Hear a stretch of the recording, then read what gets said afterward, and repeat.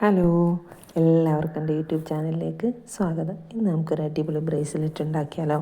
ഞാൻ black crackle beads use ചെയ്തിട്ടാണ് കേട്ടോ ഇന്നത്തെ ബ്രേസ്ലെറ്റ് തയ്യാറാക്കുന്നത്. ഒരു സ്ട്രിങ്, ഇതുപോലുള്ള സ്ട്രിങ് നമുക്ക് വാങ്ങാൻ കിട്ടും.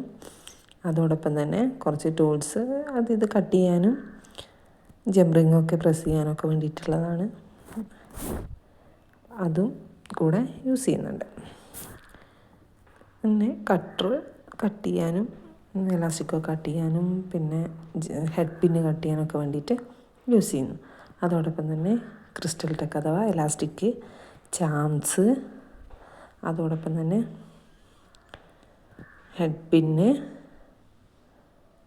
ജംറിങ്, ചെയിന്, ഇത്രയും സാധനങ്ങളാണ് ഇതിന് വേണ്ടത്. ഞാനിവിടെ ഈ സ്ട്രിങ് കട്ട് ചെയ്തിട്ട് ഒരു ബോക്സിലേക്ക് ബീഡ്സ് മാറ്റുന്നുണ്ട്, നമുക്ക് കോർക്കാനുള്ള എളുപ്പത്തിന് വേണ്ടിയിട്ട്. അതിനുശേഷം നമുക്ക് എലാസ്റ്റിക് എടുത്ത് അതിൽ നമുക്ക് ആവശ്യമുള്ള ബീഡ്സ് കോർത്തെടുക്കാം. ഞാനിവിടെ 21 ബീഡ്സാണ് കോർക്കുന്നത്. എനിക്ക് ആ ഒരു മെഷർമെൻറ്റിലാണ് ഞാൻ പൊതുവെ കോർക്കുന്നത്. അതിനുശേഷം നമുക്ക് ആവശ്യമുള്ള ബീഡ്സ് കോർത്തതിന് ശേഷം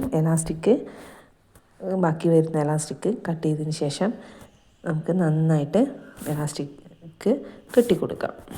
എലാസ്റ്റിക് കെട്ടുമ്പോൾ എപ്പോഴും ശ്രദ്ധിക്കുക, നന്നായിട്ട് ടൈറ്റ് ചെയ്ത് കെട്ടുക. ആദ്യം ഒരു കെട്ടിയതിന് ശേഷം നമ്മൾ വീണ്ടും കെട്ടുമ്പോൾ ഒരു പ്രാവശ്യം 2 എലാസ്റ്റിക്കും എടുത്ത് കോർത്തതിന് ശേഷം ടൈറ്റ് ചെയ്യാതെ വീണ്ടും ഒരു പ്രാവശ്യം കൂടെ കോർത്തതിന് ശേഷം ടൈറ്റ് ചെയ്യുക. അതിനുശേഷം നമ്മൾ ബാക്കിയുള്ള എലാസ്റ്റിക് കട്ട് ചെയ്ത് മാറ്റിക്കഴിഞ്ഞാൽ നമുക്ക് ബ്രേസ്ലെറ്റ് ഇതുപോലെ കിട്ടും. ഇങ്ങനെ തന്നെ വേണമെങ്കിൽ നമുക്ക് ഉപയോഗിക്കാം. അതോടൊപ്പം നമുക്ക് കുറച്ച് അട്രാക്റ്റീവ് ആക്കാൻ വേണ്ടി ചാംസും ബീഡ്സും ഒക്കെ വെച്ചിട്ട് ചെയ്യാം. ഞാനിവിടെ ഹെഡ് പിന്നിൽ ബീഡ്സ് കോർത്ത് കൊടുത്തതിന് ശേഷം ബാലൻസ് വരുന്ന ഹെഡ് പിന്ന് കട്ട് ചെയ്ത് മാറ്റിയിട്ട് ബാക്കി വരുന്ന ഭാഗം മടക്കി കൊടുക്കുക. അതിനുശേഷം അതിലൊരു ജംറിങ് ഇട്ട് ചെയിന് കോർത്തെടുക്കാം. നമുക്ക്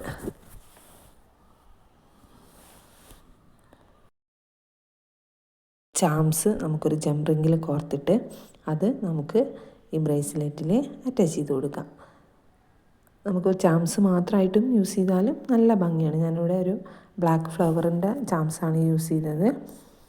അല്ലാതെ നമ്മൾ കുറച്ചും കൂടി അട്രാക്റ്റീവ് ആക്കുമ്പോൾ നമുക്ക് ചെയിനിൽ നേരത്തെ ചെയ്ത് വെച്ചിട്ടുള്ള ബീഡ്സ് കോർത്തിട്ട് ഇതുപോലെ ചെയ്തെടുക്കാം.